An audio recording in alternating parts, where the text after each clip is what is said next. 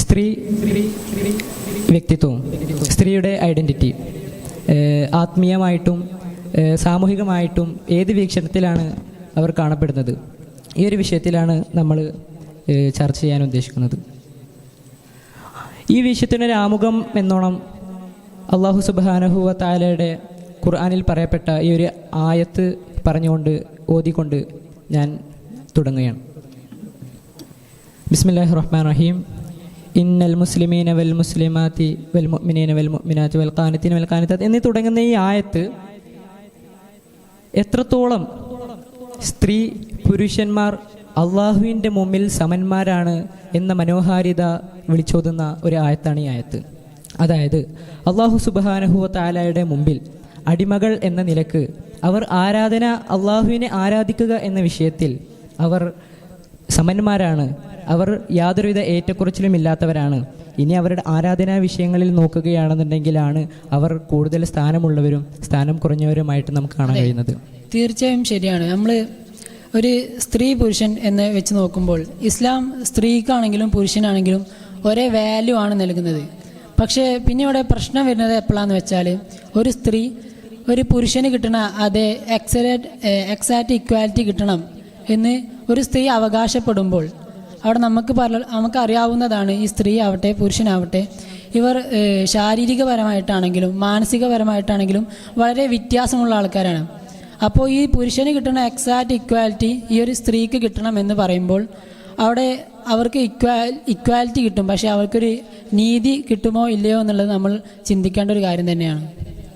സ്വഹീഹ് തുർമുദിയുടെ ഒരു ഹദീസ് ഇവിടെ നമ്മൾ മനസ്സിലാക്കുകയാണെങ്കിൽ, അഥവാ ഇന്നമൻ നിസാഉ ഷഖായിക്കു റിജാൽ, അഥവാ പുരുഷന് തുല്യമാണ് സ്ത്രീ എന്നൊരു ഹദീസ്.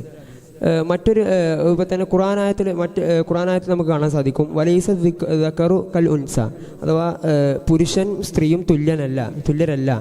അപ്പോൾ ഈ രണ്ട് കോണ്ടെക്സ്റ്റ് നമ്മൾ നോക്കുകയാണെന്നുണ്ടെങ്കിൽ, ആദ്യത്തേതാണ് പറഞ്ഞു ഷഖായിക്കു റിജാൽ എന്ന് പറഞ്ഞത് എന്താണ്, ദൈവിക കൽപ്പനകളും വിധിവിലക്കുകൾക്കും പുരുഷനും സ്ത്രീയും തുല്യരാണ് എന്ന ഒരു സാഹചര്യമാണ് അവിടെ ഉള്ളത്. എന്നാൽ രണ്ടാമത് പറഞ്ഞ വലൈസ ദക്കറു കൽ ഉൻസ എന്ന് പറഞ്ഞത് അവരുടെ ബയോളജിക്കലായിട്ടുള്ള അതുപോലെ തന്നെ ഫിസിക്കലായിട്ടുള്ള ഈ കാര്യങ്ങളിലൊക്കെ പരിഗണിച്ചിട്ടാണ് അത് പറയുന്നത്. അപ്പോൾ നമുക്കറിയാം ഇസ്ലാമിൻ്റെ നിലപാട് ഈ കാര്യത്തിൽ വ്യക്തമാണ്. അഥവാ ഈക്വാലിറ്റി അല്ല ഇസ്ലാം മുന്നോട്ട് വെക്കുന്നത്, പകരം ഇക്വിറ്റിയാണ്. അഥവാ ഓരോരുത്തരുടെയും ഉത്തരവാദിത്തത്തിനനുസരിച്ച് അവർക്ക് പ്രാധാന്യം കൽപ്പിക്കുന്നു എന്നുള്ളതാണ്. ഇപ്പോൾ സ്ത്രീ ആണെങ്കിൽ സ്ത്രീക്ക് കല്യാണം കഴിക്കുന്നതിന് മുമ്പ് വലിയ നോക്കണം അവളെ, അതുപോലെ തന്നെ കല്യാണം കഴിച്ചതിന് ശേഷം അവളെ ഭർത്താവ് നോക്കണം. ആ കല്യാണം കഴിച്ചതിന് ശേഷം തന്നെ സ്ത്രീക്ക് സ്വന്തമായി സമ്പാദ്യം ഉണ്ടാക്കാനും അതുപോലെ തന്നെ ഭർത്താവിൽ നിന്ന് സമ്പാദ്യം ലഭിക്കാനും അവകാശമുള്ളവളാണ്. അതുകൊണ്ട് തന്നെ അവൾ സമ്പാദിച്ചത് ഒരിക്കലും ഒരു ഹക്കല്ല, അതൊരു ഫളലാണ്. അത് വേറൊരാൾക്ക് കൊടുക്കണമെന്ന് നിർബന്ധം എഴുതി വെച്ചിട്ടൊന്നുമില്ല. അപ്പോൾ ഇവിടെയൊക്കെ നമുക്ക് മനസ്സിലാകും, ഖുർആൻ ആയത്ത് വെച്ച് പറയുകയാണെങ്കിൽ അരിജാലു ഖവ്വാമൂന അലൻ നിസാ, അഥവാ ഭർത്താക്കന്മാർ ആ സ്ത്രീയെ നന്നായി അവരുടെ ഉത്തരവാദിത്വം നിർവഹിച്ച് കൊടുക്കണം. അഥവാ നിസാവുക്കും ഹർസുൻ ലക്കും എന്നാണല്ലോ, അഥവാ ഒരു കൃഷിക്കാരൻ തൻ്റെ കൃഷിയെ എങ്ങനെ കാണുന്നുവോ ആ രീതിയിൽ ഒരു സ്ത്രീയെ അവളുടെ ഭർത്താവ് പരിഗണിക്കണമെന്നാണ് ഇവിടെ പറയുന്നത്. അവിടെ ഇസ്ലാമിൻ്റെ നിലപാട് വളരെയധികം വ്യക്തമാണ്. എന്നാൽ ഒരു ദാമ്പത്തിക ജീവിതമാകുമ്പോൾ അവിടെ ഭർത്താവിന് ചെയ്യാൻ കഴിയാത്ത പല ഉത്തരവാദിത്തങ്ങളും അല്ലെങ്കിൽ പല ഭാരങ്ങളും ഒരു സ്ത്രീ ഏറ്റെടുക്കേണ്ടതെന്നുള്ളതാണ്. നമ്മുടെ ഗർഭം പോലെ അല്ലെങ്കിൽ കുട്ടിയെ പ്രസവിക്കുക, കുട്ടിയെ നോക്കുക, ഇത്തരം കാര്യങ്ങളൊക്കെ ഭർത്താവിന് ഒരിക്കലും ചെയ്യാൻ കഴിയുന്നതല്ല. ഇപ്പോൾ ഒരു ഉദാഹരണത്തിന് രാവിലെ വന്ന് ഭർത്താവ് പറയുകയാണ്, ഇനി മുതൽ ഞാൻ പ്രസവിച്ചുകൊണ്ട് നീ ജോലിക്ക് പോയിക്കോ എന്ന് പറഞ്ഞാൽ അതൊരിക്കലും നടക്കാത്ത കാര്യമാണ്. അപ്പോൾ അതുകൊണ്ട് തന്നെ ഇത്രയും ഭാരങ്ങൾ ഓൾറെഡി ചുമക്കുന്ന ഒരു സ്ത്രീയോട് നിർബന്ധമായിട്ടും ഇനി കുടുംബത്തിൻ്റെ കാര്യങ്ങളും കുടുംബത്തിൻ്റെ ചിലവും മറ്റും നീ നോക്കണമെന്ന് പറയുമ്പോൾ ഒരു പക്ഷേ അവർ വാദിക്കുന്ന ഇപ്പോഴത്തെ ഫെമിനിസ്റ്റ് ചിന്താക്കാർ വാദിക്കുന്ന ആ ഒരു ഇക്വാലിറ്റി അവർക്ക് കിട്ടുമെങ്കിലും പക്ഷെ അത് എത്രത്തോളം അവർക്ക് നീതി നേടിക്കൊടുക്കുന്നുണ്ട് എന്നുള്ളത് നമ്മൾ ചിന്തിക്കേണ്ട ഒരു കാര്യം തന്നെയാണ്. അപ്പോൾ അവർക്ക് ലഭിക്കുന്ന ഒരു ആനുകൂല്യത്തെ പറ്റി പറയുകയാണെങ്കിൽ തന്നെ ഇൻഹെറിറ്റൻസ് ഒക്കെ അവർക്ക് ലഭിക്കുന്ന ഒരു ആനുകൂല്യമാണ്. ഇപ്പോൾ ആധുനികവാദികൾ, ഇപ്പോൾ ഈ ഫെമിനിസ്റ്റ് ചിന്താഗതിക്കാരൊക്കെ ഈ സ്ത്രീകൾക്ക് ലിരിജാലി മിസ്ലു ഹദ്ദിൽ ഉൻസൈൻ, പുരുഷന്മാർക്ക് 2 സ്ത്രീകൾക്ക് ലഭിക്കുന്ന ഓഹരിയാണ് ലഭിക്കുന്നത്, അതായത് പുരുഷൻ്റെ പകുതിയാണ് സ്ത്രീകൾക്ക് എന്ന് അവർ വളച്ചൊടിച്ചുകൊണ്ട് അതിനെ വ്യാഖ്യാനിക്കുകയാണ്. അതുപോലെ തന്നെ അവർ മറ്റൊരു കാര്യം പറയുകയാണ്, പുരുഷന്മാർക്ക് ലഭിക്കുന്ന അതേ ഓഹരിയിൽ തന്നെ സ്ത്രീകൾക്കും ലഭിക്കണമെന്ന്. നമ്മൾ ശരിക്ക് ഈ ഇൻഹെറിറ്റൻസ് എന്നുള്ളത് ഇവർക്ക് ലഭിക്കുന്ന ഒരു ആനുകൂല്യമാണ്. നമ്മൾ നോക്കിയ ഒരു ഉദാഹരണത്തിലൂടെ ഇത് വ്യക്തമാക്കുകയാണെന്നുണ്ടെങ്കിൽ, ഒരു ഉപ്പ തൻ്റെ 2 മക്കളെ വിളിച്ചു, ഒരു ആൺമകളെയും ഒരു പെൺമകളെയും വിളിച്ചു. എന്നിട്ട് കൊണ്ട് അവരോട് പറയുകയാണ്, അവർ യാത്ര പോകാൻ നിൽക്കണം. അപ്പോൾ അവരോട് വിളിച്ചിട്ട് ആൺമകനെ വിളിച്ചിട്ട് കൊണ്ട് അവർക്ക് 2000 രൂപ കൊടുത്തിട്ട് പറഞ്ഞു, നീ ഈ യാത്രയുടെ എല്ലാ ഉത്തരവാദിത്തങ്ങളും നോക്കണം, ഈ മകളുടെ ഉത്തരവാദിത്തങ്ങളും നോക്കണം, ഇതിൽ തന്നെ നിൻ്റെ ചിലവുകളും തീർക്കണം. ഇനി പിന്നെ ഈ പെൺകുട്ടിയെ വിളിച്ചുകൊണ്ട് പറഞ്ഞു, നിനക്ക് 1000 രൂപ കൊടുത്തുകൊണ്ട് പറഞ്ഞു, ഇതിൽ നീ യാത്ര ഉത്തരവാദിത്തങ്ങളൊന്നും നോക്കേണ്ട ആവശ്യമില്ല, നിനക്ക് ഇത് നിൻ്റെ കാര്യങ്ങൾ മാത്രം നോക്കാനുള്ളതാണെന്ന് പറഞ്ഞു. അപ്പോൾ ഇതേ ഒരു രൂപത്തിലാണ് ഈ ഇൻഹെറിറ്റൻസ് എന്നുള്ളൊരു രൂപം വരുന്നത്. കാരണം സ്ത്രീകൾക്ക് ഇസ്ലാം ഒരു കൃത്യമായിട്ടുള്ളൊരു ഉത്തരവാദിത്തം, ഒരു ചെലവ് നോക്കുക എന്നുള്ളൊരു ഉത്തരവാദിത്തം ഇല്ല, ഒരു പുരുഷനാണ് ഈ ഉത്തരവാദിത്തം നോക്കുക എന്നുള്ളത് വരുന്നത്. അപ്പോൾ ഇത് ഒരു സ്ത്രീകൾക്ക് ലഭിക്കുന്ന ഒരു ബോണസ് ആയിട്ടാണ് നമുക്ക് പറയാൻ കഴിയുന്നത്. ഈ ഉത്തരവാദിത്തത്തിൻ്റെ വിഷയത്തിൽ പറയുമ്പോൾ ഇപ്പോൾ പ്രധാനമായിട്ടും ഇന്ന് പറഞ്ഞു വരുന്ന വിഷയമാണ് എന്തുകൊണ്ട് അധിക സ്ത്രീകൾ ഈ ഒരു സമുദായത്തിൻ്റെ ഉന്നത പദവിയിലേക്ക് അല്ലെങ്കിൽ ഒരു സമുദായത്തിനെ നയിക്കുന്ന ഒരു കോണ്ടസ്റ്റിൽ എന്തുകൊണ്ട് സ്ത്രീകൾ വരുന്നില്ല എന്നുള്ളൊരു വാദം. അപ്പോൾ നമ്മൾ എടുത്തു വെച്ച് നോക്കുകയാണെങ്കിൽ ഇസ്ലാമിൻ്റെ പുറത്ത് നോക്കുമ്പോൾ തന്നെ ഇപ്പോൾ ഇന്ത്യയിലെ വിഷയം എടുക്കുകയാണെങ്കിൽ ആകപ്പാടെ ഒരൊറ്റ വനിതാ പ്രധാനമന്ത്രിയാണ് നമ്മൾ ഇന്ത്യയിൽ വന്നിട്ടുള്ളത്. അതുപോലെ തന്നെ ഈ ഒരു ആധുനികവാദങ്ങൾ ഇത്രയും അധികം ഉറപൊട്ടി വരുന്ന നമ്മളുടെ US ഇതുവരെ ഒരു വനിതാ പ്രസിഡന്റ് പോലും വന്നിട്ടില്ല എന്നുള്ളതാണ് വാസ്തവം. അപ്പോൾ ഇങ്ങനെ വെച്ച് നോക്കുമ്പോൾ നമുക്ക് പഠനങ്ങൾ തെളിയിക്കുന്നത് നമുക്ക് കാണാൻ കഴിയും, ഈ ഒരു സ്ത്രീയുടെ ശരീരം എന്ന് പറയുമ്പോൾ അതിൽ ഏറ്റവും അധികമായിട്ട് ഉൾക്കൊള്ളുന്ന ഒരു ഹോർമോണാണ് ഓക്സിറ്റോക്സിൻ എന്ന് പറയുന്നൊരു ഹോർമോൺ. ഈ ഒരു ഹോർമോൺ അവരുടെ ശരീരത്തിൽ ഉണ്ടാകുമ്പോൾ ഒരു ഡിസിഷൻ മേക്കിങ്ങിൻ്റെ സമയത്ത് അല്ലെങ്കിൽ ഒരു തീരുമാനം എടുക്കുന്ന സമയത്ത് അവർ കൂടുതലായിട്ടും ഫീലിങ്സിന് അല്ലെങ്കിൽ ഇമോഷന് പ്രാധാന്യം നൽകുകയും ആ തരത്തിലുള്ള തീരുമാനങ്ങൾ എടുക്കാൻ ശ്രമിക്കുകയൊക്കെ ചെയ്യും. പക്ഷേ നേരെ മറിച്ച് നമ്മൾ ഒരു പുരുഷൻ്റെ ഭാഗത്തേക്ക് വരികയാണെങ്കിൽ അവരുടെ ശരീരത്തിൽ ഏറ്റവും കൂടുതലായിട്ട് കണ്ടുവരുന്ന ഒരു ഹോർമോണാണ് ടെസ്റ്റോസ്റ്റെറോൺ എന്ന് പറയുന്ന ഒരു ഹോർമോൺ. ഈ ഒരു ഹോർമോൺ അവരുടെ ശരീരത്തിൽ ഉണ്ടാകുന്നത് കൊണ്ട് തന്നെ ഒരു ഡിസിഷൻ മേക്കിങ്ങിൻ്റെ സമയത്ത് കൂടുതലായിട്ടും റൂൾ ഡിപ്പെൻഡൻ്റ് ആയിട്ടുള്ള അല്ലെങ്കിൽ നിയമാനുസൃതമായിട്ടുള്ള ഒരു തീരുമാനങ്ങൾ എടുക്കാൻ പുരുഷന് സാധിക്കുമെന്നുള്ളതാണ്. ഇതുകൊണ്ടൊക്കെ തന്നെയാകും ഇത്തരം മേഖലകളിൽ സ്ത്രീകൾ അധികം മുന്നോട്ട് വരാതിരിക്കാനുള്ള കാരണം എന്ന്. പക്ഷെ നമുക്ക് സ്ത്രീകൾ അധികാരത്തിൽ വന്ന സാഹചര്യങ്ങൾ കാണാൻ സാധിക്കും. അതായത് വിശുദ്ധ ഖുർആനിൽ ഒരു മഹദിയെ പറ്റി പറയുന്നുണ്ടല്ലോ, ബിൽക്കിസ് രാജ്ഞിയെ പറ്റിയിട്ട്. ബിൽക്കിസ് രാജ്ഞി ഒരു വലിയ സാമ്രാജ്യം ഭരിച്ച ഒരു മഹദിയാണ് സുലൈമാൻ നബിയുടെ കാലത്ത്. ബിൽക്കിസ് രാജ്ഞി ഒരു വലിയ സാമ്രാജ്യം നയിക്കുന്ന സമയത്ത് തന്നെ ഒരുപാട് പ്രതിസന്ധികളും യുദ്ധ സാഹചര്യങ്ങളും വരുന്ന എന്തായാലും ഉണ്ടാവും. അപ്പോൾ അവിടെ ഒരിക്കലും ചെറിയ തീരുമാനങ്ങളാവില്ല, ഒരു വളരെ കൃത്യമായ യോജിച്ച തീരുമാനങ്ങൾ എടുത്തില്ലെങ്കിൽ സാമ്രാജ്യത്തിൻ്റെ തകർന്ന അവസ്ഥയായിരിക്കും ഉണ്ടാവുക. ഈ ഒരു സാഹചര്യത്തിലാണ് സുലൈമാൻ നബി അലൈഹി സ്വലാമിൻ്റെ ചെറിയൊരു ഭീഷണി അടങ്ങിയിട്ടുള്ള ഇസ്ലാമിൻ്റെ സന്ദേശം വരുന്നത്. ഈ ഒരു സന്ദേശം ഒറ്റയ്ക്ക് എടുക്കേണ്ട തീരുമാനമല്ല, അത് സമുദായമായി അന്വേഷിച്ചെടുക്കേണ്ട തീരുമാനമാണ് എന്ന് അറിഞ്ഞുകൊണ്ട് അനുയായികളെ വിളിച്ചുകൊണ്ട് ചർച്ച ചെയ്തപ്പോൾ അനുയായികൾ ആദ്യം പറഞ്ഞത് എന്താണ്? ഇത് നമ്മൾ ഒരുപാട് കണ്ടതാണ്, നമുക്ക് യുദ്ധം ചെയ്തുകൊണ്ട് ഇതിനെ പ്രതിരോധിക്കാമെന്ന് പറഞ്ഞു. ബിൽക്കിസ് രാജ്ഞി ആ ഒരു വാക്കിനെ റിഫ്യൂട്ട് ചെയ്തുകൊണ്ട്, അല്ല, അത് സത്യപ്രവാചകനാണ് എങ്കിൽ നമ്മൾ എത്ര യുദ്ധം ചെയ്തുകൊണ്ട് കാര്യമില്ല, എവിടുന്നാണ് ബിൽക്കിസ് രാജ്ഞി ഇത്തരം ഒരു സന്ദേശം കിട്ടിയത്? അത് അങ്ങനെയൊക്കെ തന്നെയാണെങ്കിലും നബി തങ്ങളുടെ വചനം ഉണ്ടല്ലോ, ഉന്ന നാഖിസാത്തുൽ അഖ്ലി വദ്ദീൻ എന്നുള്ളത്. അപ്പോൾ ഇത് വെച്ച് നോക്കുമ്പോൾ നാഖിസാത്തു അഖ്ലി ആ ഒരു കാര്യം നമ്മൾ ചർച്ച ചെയ്യുകയാണെന്നുണ്ടെങ്കിൽ, അത് നമ്മളൊരു കാര്യം പറയുമ്പോൾ ഒരു നിയമം പറയുകയാണെന്നുണ്ടെങ്കിൽ അത് പൊതുജനങ്ങളെ ഉൾക്കൊള്ളിച്ചുകൊണ്ടായിരിക്കും, എല്ലാവരെയും ഉൾക്കൊള്ളിച്ച എന്നുള്ളൊരു രൂപത്തിലായിരിക്കും നമ്മൾ നിയമങ്ങൾ പറയാം. അതിൽ നിന്ന് ചുരുക്കം പേർ എന്താവും ആ ഒരു വാക്കിൽ നിന്നും പുറത്തു പോകുന്നുണ്ടാവും. ഇപ്പോൾ പുരുഷന്മാർ അവർ അധികാര പദവികൾക്ക് യോഗ്യരാണ് എന്ന് പറയുകയാണെങ്കിൽ എല്ലാവരും അധികാര പദവികൾക്കും തീരുമാനങ്ങൾ എടുക്കാനും കഴിയാത്ത എത്ര പുരുഷന്മാരുണ്ട്? നമുക്കതുപോലെ ഒരുപാട് കാര്യങ്ങൾ നമുക്ക് ചർച്ച ചെയ്യാൻ കഴിയുന്നതാണ്. അതിനുമായി ബന്ധപ്പെട്ട് നോക്കുകയാണെങ്കിൽ മറ്റ് ഒരു ഹദീസാണ്, ലാ യുഫ്ലിഹു ഖൗമുൻ വല്ലൗ അംറഹും ഇംറഅത്തൻ. പറഞ്ഞാൽ സ്ത്രീയെ സമൂഹത്തിൻ്റെ ഉത്തരവാദിത്തം ഏൽപ്പിക്കപ്പെട്ട ഒരു സമൂഹം വിജയിക്കുകയില്ല എന്ന് പ്രവാചകൻ്റെ ഒരു ഹദീസിൽ നമുക്ക് കാണാം.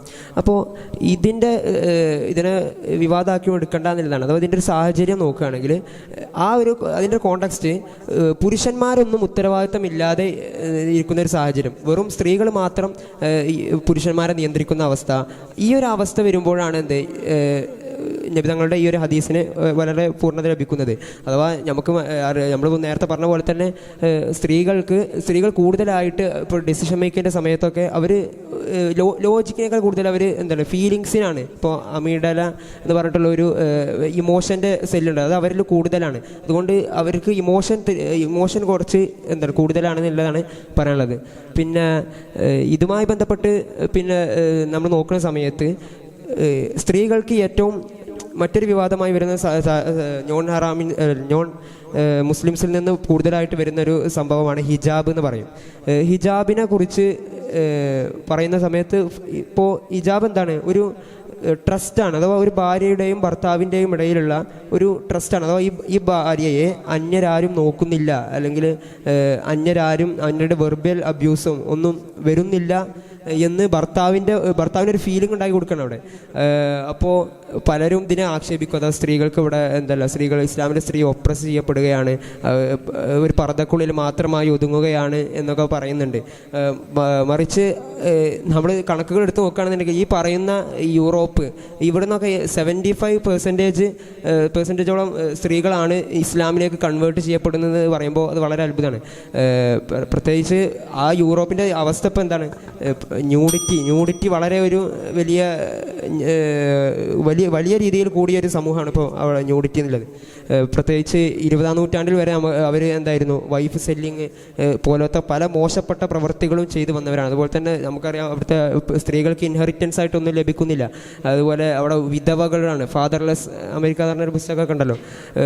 അപ്പോൾ ഇതേ ഒരു സാഹചര്യത്തിലാണ് മറ്റേ മൊറോക്കോയിൽ ഫാത്തിമ അൽ ഫിഹ്രി അൽ ഖറവിയ യൂണിവേഴ്സിറ്റി ഒക്കെ ഉണ്ടാക്കുന്നത്.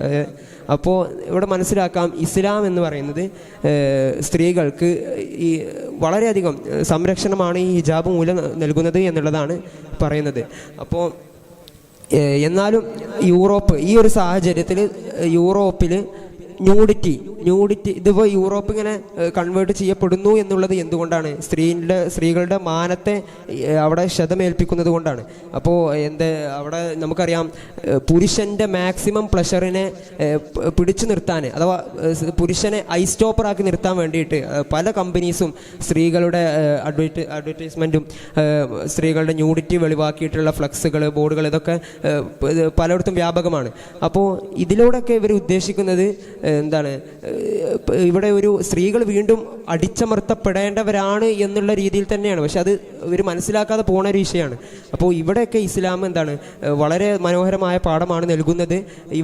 സ്ത്രീകൾ കമോഡിഫൈ ചെയ്യപ്പെടുന്നുണ്ട് എന്ന് തന്നെയാണ് ഇവിടെ ഉണർത്താനുള്ളത്. അതെ, ഈ ഒരു വിഷയത്തോട് ഖുർആനിലെ വചനം വളരെയധികം യോജിച്ചു വരികയാണ്. ഇന്നമാ യുരീദുല്ലാഹു ലിയുദ്ഹിബ അൻകും റിജസ്. അതിനുശേഷം പിന്നെ പറയുന്നുണ്ട് വയുത്തഹിറുക്കും തത്ഹീറ. അള്ളാഹു സുബ്ഹാനഹു വ തആല ഉദ്ദേശിക്കുന്നത് നിങ്ങളെ തൊട്ട് ബുദ്ധിമുട്ടുകൾ അകറ്റാനാണ്. ഇത് മനസ്സിലാക്കാത്ത ഒരു പ്രശ്നമാണ് ഇന്ന് ഈ ആധുനിക സമൂഹം അനുഭവിച്ചുകൊണ്ടിരിക്കുന്നത്. വിശ്വാസികളായ സ്ത്രീകൾ തന്നെ ഈ ഹിജാബ് അതുപോലെ ഇസ്ലാമികമായിട്ടുള്ള രീതിയിലുള്ള വസ്ത്രങ്ങൾ എന്നത് തൻ്റെ മേൽ അടിച്ച് അമർത്തപ്പെടുന്നതാണോ എന്ന് അവർ തെറ്റിദ്ധരിച്ച് പോയിരിക്കുകയാണ്. ഈ ആയത്ത് നാം മനസ്സിലാക്കുകയാണെങ്കിൽ ഇന്നമാ യുരീദുല്ലാഹു ലിയുദ്ഹിബ അൻകും റിജസ്, നിങ്ങളെ തൊട്ട് ബുദ്ധിമുട്ട് ഒഴിവാക്കാൻ വേണ്ടിയിട്ടാണ് അള്ളാഹു സുബ്ഹാനഹു വ തആല ഉദ്ദേശിക്കുന്നത്. വയുത്തഹിറുക്കും തത്ഹീറ, നിങ്ങൾ ആത്മീയമായി സംരക്ഷിക്കാനാണ് ഉദ്ദേശിക്കുന്നത്. ഒരുപക്ഷെ അവർ ഇത്തരം വസ്ത്രങ്ങൾ ധരിക്കാതെ പുറത്തിറങ്ങുന്നതായിരിക്കും അവർക്ക് ബുദ്ധിമുട്ട്. നിങ്ങൾ ഹിജാബ് ധരിച്ച് പുറത്തിറങ്ങുക എന്നുള്ളത് നിങ്ങൾക്ക് ബുദ്ധിമുട്ടല്ല. നിങ്ങളത് കൃത്യമായി മനസ്സിലാക്കുകയാണെങ്കിൽ നിങ്ങൾ വീട്ടിൽ ഒതുങ്ങി നിൽക്കുക എന്നുള്ളത് നിങ്ങൾക്ക് ബുദ്ധിമുട്ടാവുകയില്ല. ബുദ്ധിമുട്ടാവുന്നത് നിങ്ങൾ പുറത്തിറങ്ങുന്നതായിരിക്കും. ഈ ഒരു സാഹചര്യത്തിൽ നമ്മൾ ഇത്ര നേരെ ഈ ഒരു രീതിയിൽ ചർച്ച ചെയ്തത് ഈ സ്ത്രീ എന്നത് ഒരു സ്ത്രീയായി ജീവിക്കാൻ വേണ്ടിയിട്ടാണ് ഇസ്ലാം മുന്നോട്ട് വെക്കുന്നത് എന്ന രീതിയിലാണ്. മറിച്ച് ആധുനിക ചിന്താഗതിക്കാരും മറ്റ് ഫെമിനിസ്റ്റ് ചിന്താഗതിക്കാരും പുരുഷൻ എങ്ങനെ ജീവിക്കുന്നു, പുരുഷന് എന്തൊക്കെ അവകാശങ്ങൾ ലഭിക്കുന്നു, അത് തന്നെ സ്ത്രീകൾക്കും വേണമെന്ന ഒരു ചിന്താഗതി മുന്നോട്ട് വെക്കുകയാണെങ്കിൽ അതിൽ എന്തർത്ഥമാണുള്ളത്? സ്ത്രീകൾക്ക് വേണ്ടത് സ്ത്രീയുടെ ഐഡൻറ്റിറ്റിയാണ് എന്ന് പറഞ്ഞുകൊണ്ട് ഈ ഒരു ചർച്ച അവസാനിക്കുന്നു. അസ്സലാമു അലൈക്കും വറഹ്മത്തുള്ളാഹി.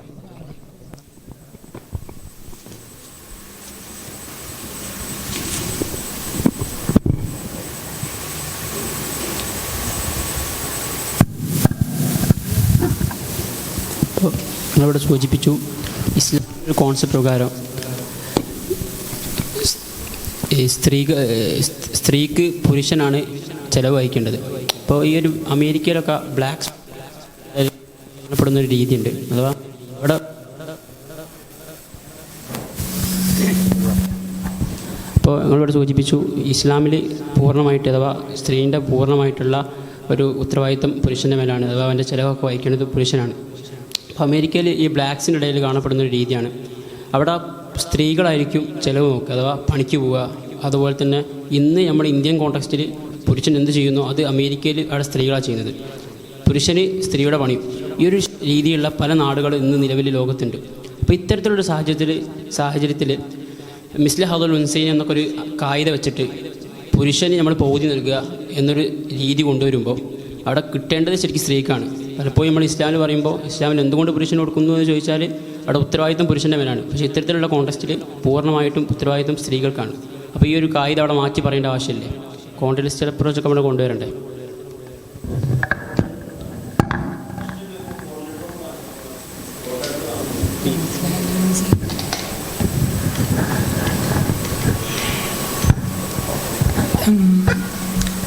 ഇവിടെ പറയുകയുണ്ടായി സ്ത്രീകൾക്ക് എന്തുകൊണ്ട് കുടുംബത്തിൻ്റെ ഭാരം ഏറ്റെടുത്തൂടാ എന്ന് ചോദിച്ചിട്ടുണ്ടായി. സ്ത്രീകൾക്ക് ഒരിക്കലും കുടുംബത്തിൻ്റെ ഭാരം ഏറ്റെടുക്കാൻ പറ്റൂല എന്ന് സ്ത്രീകൾക്ക് ഒരിക്കലും കുടുംബത്തിൻ്റെ ഭാരം ഏറ്റെടുക്കാൻ പറ്റൂല എന്ന് നമ്മൾ ആരും പറയുന്നില്ല. പക്ഷേ സ്ത്രീകളുടെ മേൽ അത് നിർബന്ധമില്ല എന്നാണ് പറയുന്നത്. ഇപ്പോൾ ഈ പ്രസവം പോലെയുള്ള ഒരിക്കലും ഒരു ആണിന് കഴിയില്ല എന്നുള്ളത് നമുക്ക് എല്ലാവർക്കും അറിയുന്നതാണ്. അപ്പോൾ ഒരു സ്ത്രീക്ക് തൻ്റെ പ്രസവവും തൻ്റെ കുട്ടിയെ നോക്കലും പാല് കൊടുക്കലും ഒക്കെ കഴിഞ്ഞിട്ട് അവൾക്ക് ഇതിനുള്ള തോക്കത്തുണ്ടെങ്കിൽ ഇത് ചെയ്യാൻ അവൾക്ക് കഴിയുമെങ്കിൽ അവൾക്ക് ചെയ്യാവുന്നതാണ്. അല്ലാതെ അത് ചെയ്യാൻ പറ്റില്ല, അത് ഹറാമാണ് എന്ന രീതിയിലൊന്നും എവിടെയും പറയുന്നതില്ല.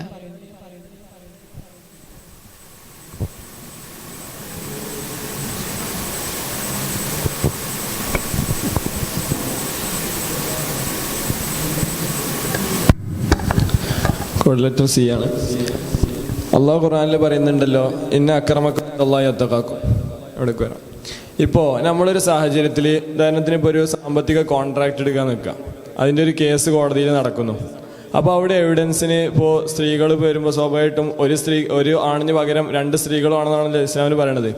അതിനിപ്പോൾ നമ്മൾ ശരിക്കും എവിഡൻസ് എന്നൊക്കെ നോക്കുമ്പോൾ അവിടെ അക്യുറസി അല്ലെങ്കിൽ അവിടെ ആ ഒരു സാധനമാണല്ലോ മാറ്റർ ചെയ്യണത്. അല്ലാതെ ഇപ്പോൾ നമ്മൾ ഉദാഹരണത്തിന് ഇപ്പോൾ അപ്പുറത്ത് ഇപ്പോൾ ഒരു ആയിഷ ബീവി വന്നു വന്നാലും മുൻമീനായിട്ടുള്ള ആയിഷ ബീവി വന്നു വന്നാണ്ട് ഒരാൾ ആ സാധനം കണ്ടിട്ടുള്ളൂ. അപ്പോൾ ആയിഷ ബീവി വന്നാണ്ട് അതിന് സാക്ഷി പറഞ്ഞാലും ഇസ്ലാമിൽ സ്വീകരിക്കൂല. കാരണം 2 സ്ത്രീകളുമാണെന്ന് പറയണത്. അവിടെയൊക്കെ ഈ സ്ത്രീ എന്നുള്ളത് കൊണ്ട് സ്ത്രീ ആയതുകൊണ്ട് ശരിക്കും ഇതൊക്കെ ഒരാളുടെ പേഴ്സണിനനുസരിച്ച് മാറുന്നതല്ലേ ഈ അക്യുറസി അല്ലെങ്കിൽ അയാളുടെ തഖ്വ അങ്ങനത്തെ സാധനങ്ങളൊക്കെ. അപ്പോൾ ഇതിവിടെ സ്ത്രീ ആയതുകൊണ്ട് അവർ അവഗണിക്കപ്പെടുക എന്നുള്ളൊരു സംഭവമല്ലേ ഇതിലൂടെ മുന്നോട്ട് വെക്കുന്നത്.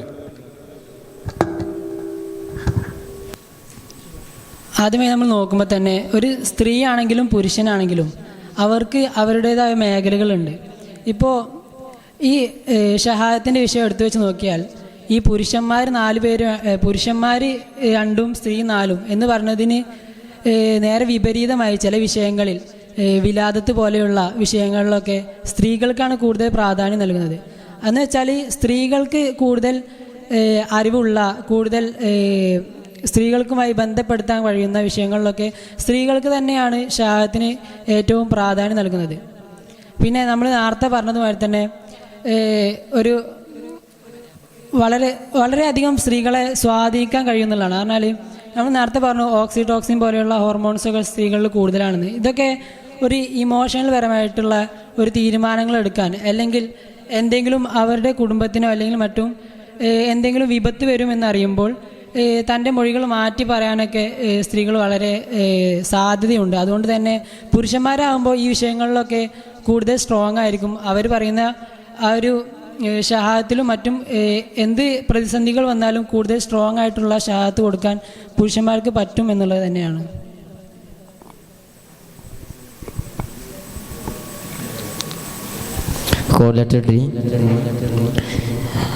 നബി സല്ലല്ലാഹു അലൈഹി വസല്ലം തങ്ങൾ പറയുന്നുണ്ട്, ലാ യസ്ലുഹു ഖൗമുൻ വല്ലൗ അംറഹും ഇംറഅതൻ.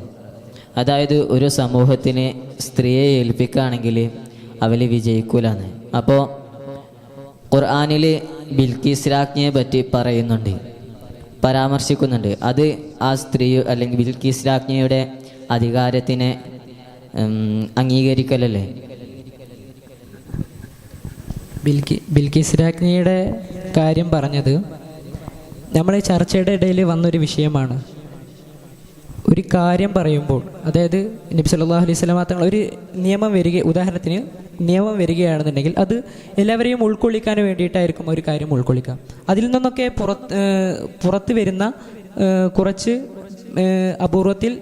അപൂർവമായിട്ടുള്ള കുറച്ച് ആളുകളുണ്ടാവും. അതിൽപ്പെട്ടവരാണ് ബിൽക്കീസ് രാജ്ഞി. ഇപ്പോൾ പുരുഷന്മാർ അവർ അധികാരത്തിൽ ഏറാൻ അനുയോജ്യരാണ് എന്ന് പറയുമ്പോൾ, ഇപ്പോൾ തീരുമാനങ്ങൾ എടുക്കാൻ കഴിയാത്ത, അധികാരം കൃത്യമായി നിർവഹിക്കാൻ കഴിയാത്ത ഒരുപാട് ആണുങ്ങളും ഉണ്ടാവും അപ്പുറത്ത്. അപ്പോൾ ഈ സ്ത്രീകൾക്ക് അധികാരം യോജിച്ചതല്ല എന്ന് പറയുമ്പോൾ അനുയോജ്യമായ സ്ത്രീകൾ അപ്പുറത്തും ഉണ്ടാവാം. അതായത് നമ്മൾ ഒരു ആമിനെ പരിഗണിച്ചുകൊണ്ടാണ് കാര്യങ്ങൾ പറയുക എന്നുള്ളത്. ഇനി ലാ യുഫ്ലിഹു ഖൗമുൻ വല്ലൗ അംറഹും ഇംറഅതൻ എന്ന ഈ കാര്യത്തിൻ്റെ ആ ഹദീസ് പറയുന്നതിൻ്റെ പശ്ചാത്തലം എന്താണെന്ന് വെച്ചാൽ, സ്വഹാബത്തെ നബി സല്ലല്ലാഹു അലൈഹി വസല്ലം തങ്ങളുടെ അടുത്ത് വന്നുകൊണ്ട് പറഞ്ഞു, ഫാരിസികൾ കിസ്രയുടെ മകളെ അവരെ അധികാരത്തിലേറ്റി എന്ന് പറഞ്ഞു. അപ്പോഴാണ് നബി സല്ലല്ലാഹു അലൈഹി വസല്ലം തങ്ങൾ പറഞ്ഞത്, ലാ യുഫ്ലിഹു ഖൗമുൻ വല്ലൗ അംറഹും ഇംറഅ. അതായത് അപ്പത്ത് വളരെ വലിയ രാജാക്കന്മാരുണ്ടായിരിക്കെ തന്നെ ഇവരെന്തായി ഈ കിസ്രയുടെ മകളെ രാജാവാക്കി. ഇപ്പോൾ നമ്മളിപ്പോൾ ഒരു കാര്യം പറയുകയാണ്, ഉദാഹരണത്തിന് മറ്റുള്ളവർ നമ്മുടെ ഒരു ശത്രുപക്ഷം ഒരു കാര്യം ചെയ്യുമ്പോൾ അത് ഒരു ആമിൻ്റെ സുയലിൽ നബി സല്ലല്ലാഹു അലൈഹി വസല്ലം തങ്ങൾ അതിനെ പ്രതികരിച്ചു എന്നുള്ളതാണ്. അതായത് സ്ത്രീകളെ അധികാരത്തിൽ എത്തിയ ടീമൊന്നും വിജയിക്കുകയില്ല എന്നൊരു ഹാസായിട്ട് ഉദ്ദേശിച്ചിട്ട് ആമിൻ്റെ സുയായിൽ പറഞ്ഞു എന്നുള്ളത് ആണ്.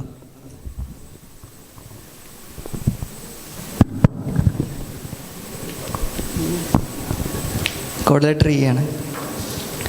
എനിക്ക് ചോദിക്കാനുള്ളത്, ഇപ്പോൾ പ്രസൻറ്റേഷനിൽ ഇവിടെ അവതരിപ്പിച്ച സമയത്ത് അവർ പറഞ്ഞൊരു കാര്യമുണ്ട്, ഇന്നത്തെ മോഡേൺ ടൈമിൽ സ്ത്രീകൾ ഒബ്ജക്റ്റിഫൈ ചെയ്യുന്നുണ്ട്. പക്ഷേ ഇസ്ലാമിലാണെങ്കിൽ കൂടുതൽ അവർക്ക് ഏജൻസി, അവർക്ക് അവരുടേതായിട്ടുള്ളൊരു വാല്യൂ നൽകേണ്ട നിലയിലേക്കായിരുന്നു. പക്ഷേ ഞാൻ ഇസ്ലാമത്തെ കുറച്ച് കാര്യങ്ങൾ പറയാം. അത് വെച്ചിട്ട് ഇസ്ലാമിന് ഒബ്ജക്റ്റിഫിക്കേഷൻ ഉണ്ടോ എന്നുള്ളതാണ് എൻ്റെ ചോദ്യം ഉണ്ടാവുക. ഒന്ന്, ഖുറാൻ പറയുന്നുണ്ട് അന്നിസാവ് അർസുലക്കും. അവിടെ ഉപയോഗിക്കുന്ന മെറ്റാഫർ ഒരു ഒബ്ജക്റ്റാണ്. പിന്നെ വാത്തു നിസാവ് സ്വതക്കാത്തുഹുന്ന, സ്വതക്ക കൊടുത്തിട്ട് അഥവാ മഹർ കൊടുത്തിട്ട് സ്ത്രീനെ വാങ്ങാണ്. അപ്പോൾ അതിൻ്റെ ഒരു ഫിക്കിയായ ജൂറി സ്പെഷ്യൽ വശം നോക്കുകയാണെന്നുണ്ടെങ്കിൽ ബിഹാദൽ മഹർ എന്നാണ് സീഗലെന്നെ പറയുക. ഞാൻ നിക്കാഹ് ചെയ്തു, ബിഹാദൽ മഹർ, ഈ മഹർ കൊണ്ട് ഞാൻ നിക്കാഹ് ചെയ്തു. പിന്നെ അതിൻ്റെ ബാക്കിയുള്ള അതിൻ്റെ ഇംപ്ലിക്കേഷൻസ് ഒക്കെ നോക്കുകയാണെന്നുണ്ടെങ്കിൽ മഹർ കിട്ടുന്നത് വരെ സ്ത്രീക്ക് ത്വാത്തിൻ്റെ ആവശ്യമില്ല. പക്ഷെ മഹർ കിട്ടിയാൽ ഈ ത്വാത്ത് നിർബന്ധമാണ്. മാത്രമല്ല, ആ മഹർ കിട്ടിയിട്ട് ഒരു ബുലുഗത്ത് വാങ്ങിയാൽ പിന്നെയുള്ള വിഷയങ്ങൾ വരികയാണെന്നുണ്ടെങ്കിൽ ആ ബുലുഗത്ത് ഉപയോഗിച്ചിട്ടുണ്ടെന്നുണ്ടെങ്കിൽ മഹർ തിരിച്ചു വാങ്ങുന്നതിലൊക്കെ തൊലാഖിൻ്റെ സമയത്തൊക്കെ മാറ്റം വരുന്നു. അപ്പോൾ ആ മഹർ കൊടുത്തൊരു സ്ത്രീൻ്റെ ബുലുഗത്ത് വാങ്ങുന്ന കറക്റ്റ് ഒരു കച്ചവടമായിട്ടാണ് ഇസ്ലാമിക നിക്കാഹിനെ പോലും പരിചയപ്പെടുത്തുന്നത്. മാത്രമല്ല, നിക്കാഹിൻ്റെ ശേഷമുള്ള നിയമങ്ങളൊക്കെ നോക്കുകയാണെന്നുണ്ടെങ്കിൽ സ്ത്രീൻ്റെ ബുലുഗത്ത് ഉപയോഗിക്കാൻ ഭർത്താവിന് ഇതിന് പോലും ചോദിക്കേണ്ട ആവശ്യമില്ല.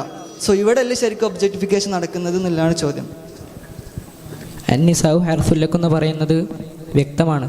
എങ്ങനെയാണെന്ന് വെച്ചാൽ, സ്ത്രീകൾ നിങ്ങൾക്ക് അവരുടെ കൃഷിയിടം പോലെയാണെന്നുള്ളത് ഇവിടെ ചർച്ചയിൽ പറഞ്ഞു കഴിഞ്ഞു.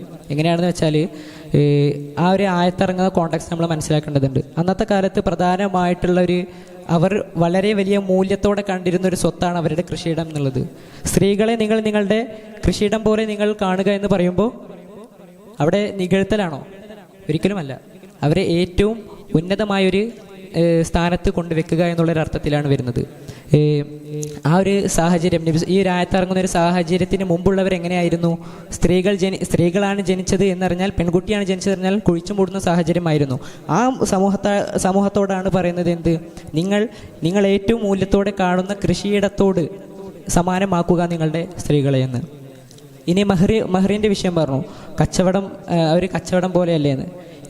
കച്ചവടം പോലെയല്ലേ എന്ന് പറയുമ്പോൾ എങ്ങനെയിപ്പോൾ നമ്മൾ ഒരു കച്ചവടം ചെയ്യുന്ന വസ്തുവിന്, ഉദാഹരണത്തിന് ഞാൻ ഈ മൈക്ക കച്ചവടം ചെയ്യുകയാണെന്നുണ്ടെങ്കിൽ ഞാൻ ഈ മൈക്കൊക്കെ തന്നെ എങ്ങനെയാണ് പൈസ കൊടുക്കുക? അത് നമുക്ക് ഇതിലൂടെ മനസ്സിലാക്കാൻ കഴിയും. ഉദാഹരണം നമ്മൾ സ്ത്രീയെ കച്ചവടമാണ് ചെയ്യുന്നതെങ്കിൽ എങ്ങനെയാണ് സ്ത്രീക്ക് തന്നെ പണം കൊടുക്കുക? പിന്നെ ഈ മഹർ എന്നുള്ളൊരു സമ്പ്രദായം ഇത് വരുന്നത് എപ്പോഴാണ് നമ്മൾ നോക്കേണ്ട ആവശ്യമുണ്ട്.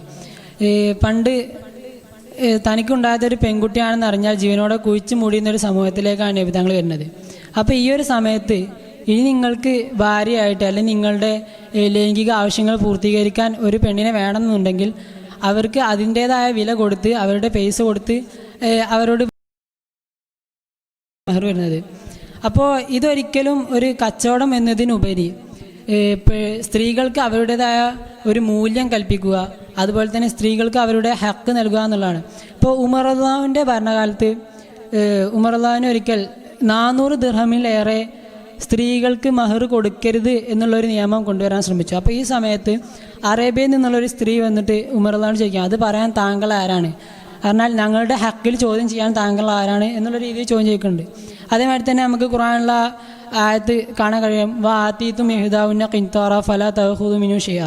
ഇതൊക്കെ നമുക്ക് വ്യക്തമാക്കി തരുന്നത് എന്തെന്ന് വെച്ചാൽ ഈ മഹർ എന്നുള്ളത് സ്ത്രീകൾക്ക് കിട്ടേണ്ട ഒരു ഹക്കാണ് എന്നുള്ളതാണ്.